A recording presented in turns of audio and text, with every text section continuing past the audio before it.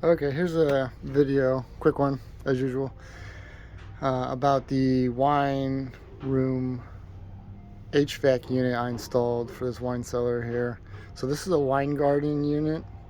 The model number is D025. They make very good wine cellars, and they make very good HVAC machines for wine cellars, and their customer support is very good too.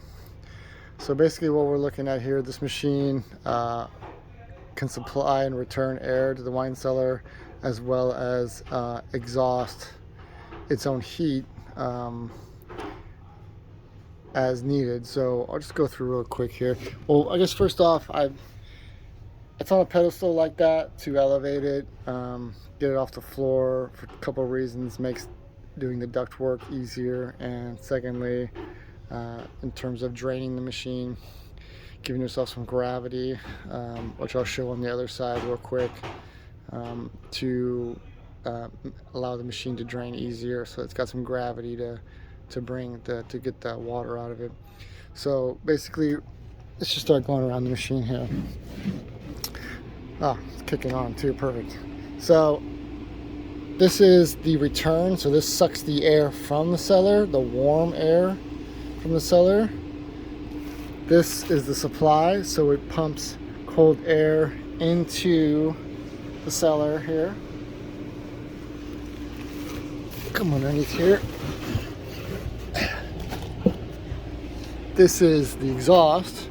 This pumps hot air out of the machine. So when the machine's creating hot air internally, it pumps it out here. As you can see, I got it. Let's show you that. And lastly, this is the sucks. This is the air that feeds the machine to cool it. The hot side of the machine. So this would be like the cold side, and this is the hot side. So this is the air it pulls to cool the machine, and then I exhaust it here.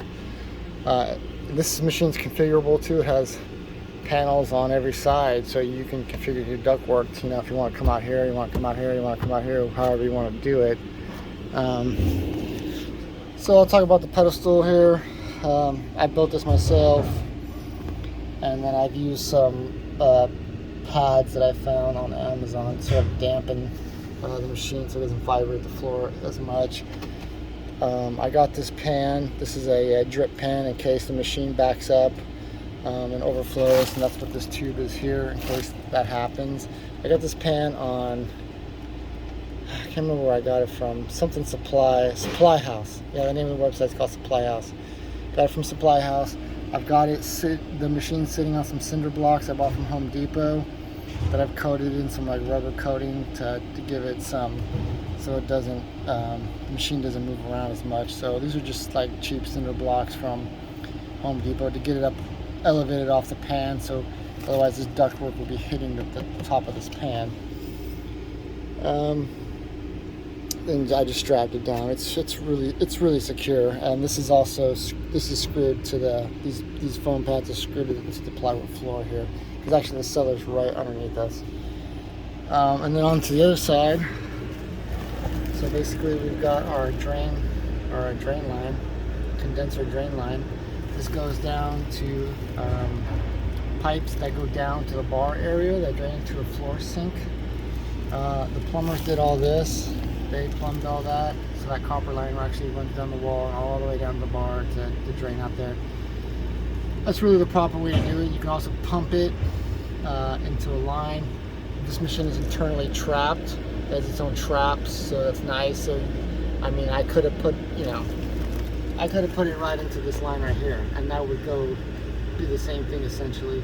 But this way you can visually indicate, watch the dripping to make sure it's dripping. So it's nicer to have it done this way than versus just tap into that ABS pipe right there and do that. You could do it like that, but it's not as good. And then basically that's the wire that runs to the cellar, to the thermostat. Your controls here, and yeah. And then this over here, there's a filter on the other side of that. so that it pulls, the air that it pulls is filtered so it doesn't gum up the coil inside. I suppose it's called the coil, evaporator coil, I think it is, or maybe it's the condenser coil. I can't remember which is which. What's nice about this unit too is you don't have to have an HVAC license to do it. It's all self-contained, so you don't have to like add Freon or anything like that. It's just ready to go.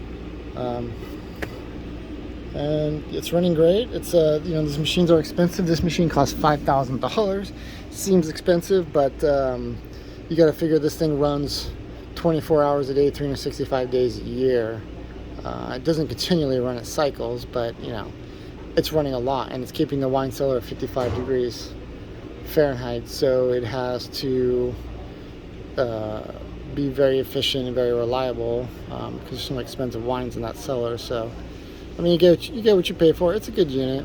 It's, you know, I'm happy with it. It runs very smooth and it's very reliable. I have two other ones, one in another restaurant that's been running for 2 years, and another one in this same restaurant because there's a second wine cellar in this restaurant, and that one's been running for 4.5 years now.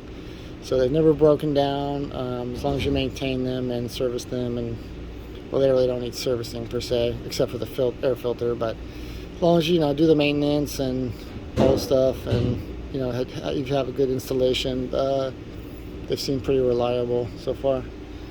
So that's just a quick tour of the HVAC unit for the wine cellar. And if you want to check out some of my other videos, I go into detail about the cellar itself and show how I built it and all that kind of stuff. So, alright, thanks for watching.